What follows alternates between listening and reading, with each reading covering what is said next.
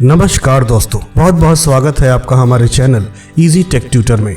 दोस्तों आज हम लोग बात करने वाले हैं इमोशनल इंटेलिजेंस के बारे में। दोस्तों कुछ लोग पढ़ने लिखने में तो बहुत ज़्यादा तेज होते हैं, हम कहते हैं कि वो बहुत इंटेलिजेंट हैं और अक्सर लोग उनके बारे में कहा करते हैं कि इनका IQ लेवल बहुत ज़्यादा हाई है और IQ लेवल को हम लोग इंटेलिजेंट कोशेंट के नाम से जानते हैं।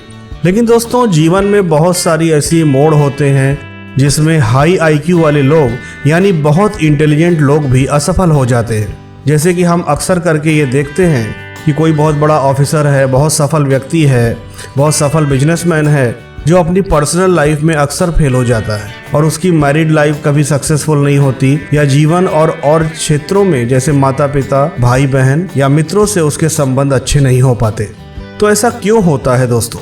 वो व्यक्ति तो बहुत इंटेलिजेंट है, इसके बावजूद वह जीवन में अपनी भावनाओं को व्यक्त करने में नियंत्रित नहीं हो पाता है। वो अपनी फीलिंग्स को कंट्रोल नहीं कर पाता है, जैसे कि गुस्से या दूसरी अन्य भावनाओं को कंट्रोल करने में उसको बहुत ज़्यादा मुश्किल होती है। अक्सर वो दूसरे की भावनाओं को या तो समझ नहीं पाता या अपनी भावनाओं को नियंत्रित नहीं कर पाता। तो इस प्रकार हम कह सकते हैं कि व्यक्ति का IQ लेवल अगर अच्छा है यानी वो इंटेलिजेंट तो है, लेकिन हो सकता है कि वो उसका जो इमोशनल कोशेंट है वो हाई नहीं है या वो अच्छा नहीं है। इसी वजह से वह व्यक्ति अपने व्यक्तिगत संबंधों में सफल नहीं हो पा रहा है। दोस्तों लो EQ की वजह से इंसान को बहुत सारे नुकसान हो सकते हैं, जैसे कि निर्णय लेने में कठिनाई, जिसको हम डिफिकल्टी इन डिसीजन मेकिंग भी कहते हैं। क्योंकि दोस्तों भावुकता में लिया गया निर्णय अक्सर भविष्य में गलत साबित हो सकता है। दोस्तों लो EQ हमारे रिलेशनशिप्स को भी गलत तरीके से प्रभावित कर सकती है। लो EQ की वजह से हम अपने लाइफ में स्ट्रेस को ठीक प्रकार से मैनेज नहीं कर पाते और अक्सर डिप्रेशन में चले जाते हैं। और लो EQ की वजह से हम अच्छे अवसर या अपॉर्चुनिटीज़ को भावनात्मक रूप से देखते हैं, जिसकी वजह से हम उन अपॉर्चुनिटीज़ का लाभ नहीं उठा पाते। जैसे कोई अवसर हमें मिला तो हम उनके प्रैक्टिकल एस्पेक्ट को न देख करके हम भावनात्मक रूप से सोचते हैं और वो अपॉर्चुनिटी हम मिस कर देते हैं, उसको हम एक्सप्लोर नहीं कर पाते। तो दोस्तों पहले लोग IQ के आधार पर ही व्यक्ति की दक्षता यानी उसकी जो इफिशियंसी है उसका जो परीक्षण करते थे वो IQ के आधार पर करते थे।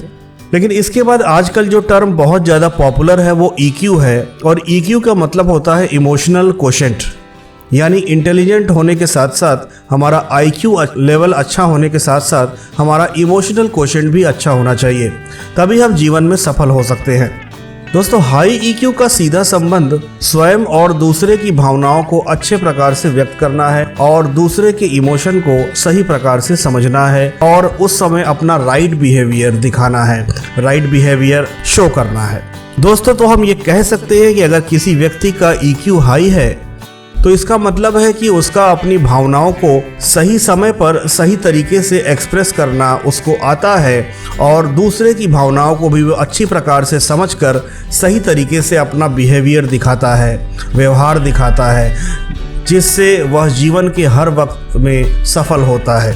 दोस्तों अक्सर लोग अपनी भावनाओं को बोलकर एक्सप्रेस नहीं कर पाते बल्कि बिहेवियर के माध्यम से एक्सप्रेस करते हैं। ये समझना थोड़ा मुश्किल हो सकता है लो EQ के व्यक्ति के लिए। उदाहरण के तौर पे माँ बाप अक्सर अपने बच्चों को डांटते हैं, इसका मतलब ये नहीं होता कि वो अपने बच्चों से नफरत करते हैं, बल्कि ये हो सकता है कि वो चाहते हैं कि उनका बच्चा भविष्य में कोई गलत काम या लापरवाही न करे। दोस्तों एक अच्छी बात यह है कि अगर किसी का EQ लो है यानी इमोशनल कोशेंट लो है तो उसको हाई किया जा सकता है। यहाँ पर हम आपको कुछ टिप्स या स्टेप्स या तरीके बताएंगे जिसको कि फॉलो करके आप अपना EQ लेवल हाई कर सकते हैं। इमोशनल कोशेंट यानी EQ को हाई करने के दो एस्पेक्ट्स होते हैं, दो पहलू होते हैं। पहला, अपनी स्वयं की भावनाओं को समझकर अपने व्यवहार पर नियंत्रण करना होता है और दूसरा, दूसरे की भावनाओं को समझकर अपना सही बिहेवियर या व्यवहार दिखाना होता है। तो ये दो पहलू होते हैं दोस्तों। तो आइए हम पहले फर्स्ट एस्पेक्ट यानी पहले पहलू के बारे में बात कर लेते हैं, यानी अपनी भावनाओं को समझकर और अपने व्यवहार पर नियंत्रण कैसे किया जा सकता है। तो इसमें जो पहला स्टेप है दोस्तों EQ को हाई करने के लिए, उसमें ये हमें करना होता है कि हम घटनाओं के संबंध में अपनी भावनात्मक प्रतिक्रियाओं को नोट करते हैं। जैसे कि जो कुछ भी हमारे दिन भर में होता है, दिन भर जो घटनाएं हमारे साथ घटती हैं और उसके कारण कुछ भावनाएं जो हमारे मन में उत्पन्न होती हैं, उसको इग्नोर करना या किनारे रख पाना तो बहुत आसान होता है, मगर समय निकालकर अपने अनुभवों से उत्पन्न भावनाओं को स्वीकार करना हमारे EQ में बढ़ोतरी के लिए आवश्यक होता है। यदि आप अपनी भावनाओं को इग्नोर करते हैं तो वास्तव में आप उस चीज़ को इग्नोर कर रहे होते हैं जिसका अत्यधिक प्रभाव आपके मनोभावों पर और आपके व्यवहार पर पड़ता है। हमें अपनी भावनाओं पर अधिक ध्यान देना शुरू कर देना चाहिए और अपने अनुभवों से जोड़ने का प्रयास करना चाहिए। जैसे कि दोस्तों, मान लीजिए कि आप काम पर हैं, आप मीटिंग अटेंड कर रहे हैं, मीटिंग में बैठे हुए हैं और आपकी बातों को मीटिंग में ठुकरा दिया जाता है, आपकी बातों को इग्नोर कर दिया जाता है। तो उस स्थिति में आपके अंदर क्या भावनाएं उत्पन्न होती हैं। वहीं दूसरी ओर जब अच्छे काम के लिए आपकी प्रशंसा होती है तो आपको कैसा लगता है। अपनी भावनाओं को हमें नाम देने का प्रयास करना चाहिए, नामित करने का प्रयास करना चाहिए। जैसे कि हमें कैसा लगता है, दुख लगता है, परेशानी, प्रसन्नता, संतुष्टि लगती है या कोई अन्य भावनाएं। तो इससे हमारा EQ बढ़ना शुरू हो जाएगा। तो पहले स्टेप में हमें जो भी घटनाएं हमारे साथ घट रही हैं और उससे जो भावनाएं हमारे मन में उत्पन्न हो रही हैं उसको हमें लेबल करना है, उसको लेबलिंग लगानी है, उसके ऊपर हमें उसका नाम देना है कि वो कौन सी भावना है और उसको पहचानने की कोशिश करनी है। दिन के किसी भी निश्चित समय पर अपनी भावनाओं को झांक कर देखने की कोशिश करनी चाहिए। जैसे जागते ही हमारी पहली भावनाएं क्या होती हैं, जैसे सो करके जब उठते हैं तो कैसा हमें फील होता है, और सोने जाने से पहले अंतिम भावनाएं, यानी दिन में जब दिन भर हमने पूरा अपना बिता लिया और जब हम सोने जाते हैं तो उस समय हमारा फीलिंग कैसा होता है। कहने का मतलब है दोस्तों कि दिन भर अपने अंदर उठने वाली सभी घटनाओं और उन घटनाओं की वजह से मन में उठने वाली भावनाओं को सिर्फ ऑब्जर्व करना होता है और उन भावनाओं को नाम से पहचानने की कोशिश करनी है, जैसे डर, परेशानी, खुशी, उत्साह, नफरत इत्यादि, जैसा कि आपको बताया गया। इससे आपको पता चलेगा कि किन घटनाओं की वजह से आपके मन में कैसी भावनाएं उठ रही हैं और आप अपनी भावनात्मक स्थिति को बेहतर तरीके से समझ पाएंगे। तो दोस्तों, ये पहला स्टेप था कि हमें भावनाओं को देखना चाहिए, ध्यान देना चाहिए और उस पर लेबल लगाना चाहिए कि वो कैसी भावनाएं हमारे अंदर आ रही हैं। दूसरे स्टेप में हमें क्या करना है दोस्तों, अब दूसरे स्टेप में हमें अपने शरीर पर ध्यान देना है। अपनी भावनाओं और भौतिक लक्षणों को इग्नोर करने के स्थान पर उन पर ध्यान देना शुरू कर देना है। ये जैसे कोई घटना हमारे साथ घटती है तो विचार जो हमारे मन में आते हैं और उस साथ ही साथ जो फिज़िकल चेंजेस हमारे अंदर आते हैं, जो लक्षण हमारे शरीर में दिखाई देते हैं, क्योंकि हमारा शरीर और विचार अलग नहीं होते, वे एक दूसरे को गहराई से प्रभावित करते हैं। अपनी भावनाओं के शारीरिक संकेतों को समझ पाने से आप अपना EQ लेवल बढ़ा सकते हैं। जैसे कि क्या होता है कि जब आप तनाव में होते हैं आपको कैसा लगता है, आपके पेट में गांठ जैसा लगता है, सीने में जकड़न होती है या सांस तेज चलने लगती है। इसी प्रकार आप जब दुखी होते हैं तो आपको कैसा लगता है, जैसे कि नींद से उठने पर हाथ पैर शिथिल हो गए हों, ढीले हो गए हों, या ऊर्जा की बहुत कमी महसूस होती है। और खुशी या प्रसन्नता में लग सकता है कि जैसे पेट में हलचल हो रही है, दिल की धड़कनें बढ़ गई हैं या ऊर्जा का जो स्तर है वो हमारे शरीर में बढ़ गया है। तो हमें अपने शरीर की जो प्रतिक्रियाएं हैं, शारीरिक प्रतिक्रियाएं, पहले स्टेप में हमने मानसिक प्रतिक्रियाओं पर ध्यान दिया और उन भावनाओं को नामित करने का प्रयास किया, लेबल लगाया उस पर, और दूसरे जो स्टेप में हमें अपने शारीरिक प्रतिक्रियाओं को नोट करना है कि कैसा हमें लगता है। और तीसरे स्टेप में दोस्तों हमें अपनी प्रतिक्रियाओं पर ध्यान देना है कि हमारा जो रिएक्शन है किसी घटना के प्रति वो हम किस प्रकार से लोगों को कर रहे हैं। यूं ही बिना सोचे समझे स्वाभाविक प्रतिक्रिया करने के स्थान पर हमें अपनी दिन प्रतिदिन की परिस्थितियों की घटनाओं के संबंध में अपनी प्रतिक्रियाओं को बड़े ध्यान से देखना चाहिए।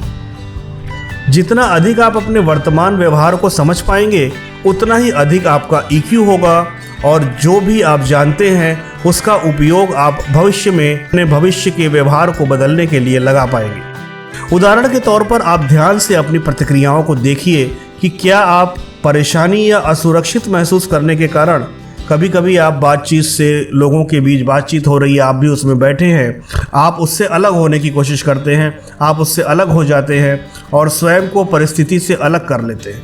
या कभी कभी नाराज़गी के कारण आप अपनी आवाज़ ऊंची कर लेते हैं और पैर पटकते हुए वहाँ से चले जाते हैं। या कभी कभी पूरी तरह से हार मान जाने की भावना होने पर आप डर जाते हैं, भयभीत हो जाते हैं और ये आप क्या कर रहे हैं ये आप भूल जाते हैं, या फिर आप रोने लगते हैं। तो कैसी आप प्रतिक्रिया देते हैं, अलग अलग जो घटनाएं आपके साथ होती हैं।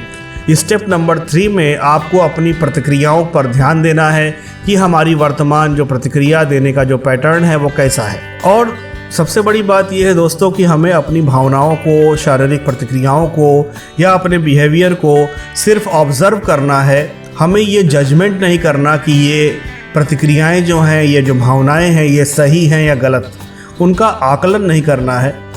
आपकी सभी भावनाएं सही हैं या यहाँ तक कि नकारात्मक भावनाएं भी सही होती हैं। यदि आप अपनी भावनाओं का आकलन करेंगे तो आप उन भावनाओं को अच्छे से महसूस नहीं कर पाएंगे या समझ नहीं पाएंगे, और तब आप अपनी भावनाओं के सकारात्मक उपयोग को और भी कठिन बना देंगे। कहने का मतलब ये है दोस्तों कि हमें अपने छोटे छोटे, चाहे वो सकारात्मक भाव हो या नकारात्मक भाव हो, उनको उभरने का अवसर देना चाहिए। और जो कुछ भी हो रहा है उनसे उन भावनाओं को पहचानने की कोशिश करिए। जैसे कि आप तीव्र ईर्ष्या का अनुभव करते हैं, तब यह भावना आपकी परिस्थिति के संबंध में क्या बताती है। सकारात्मक भावनाओं को भी पूरी तरह से अनुभव कीजिए और आप खुशी या संतुष्टि को, जो भी आपके चारों तरफ हो रहा है, उससे भी जोड़िए, उससे कनेक्ट करिए, ताकि आप अक्सर ही वैसा महसूस कर सकें।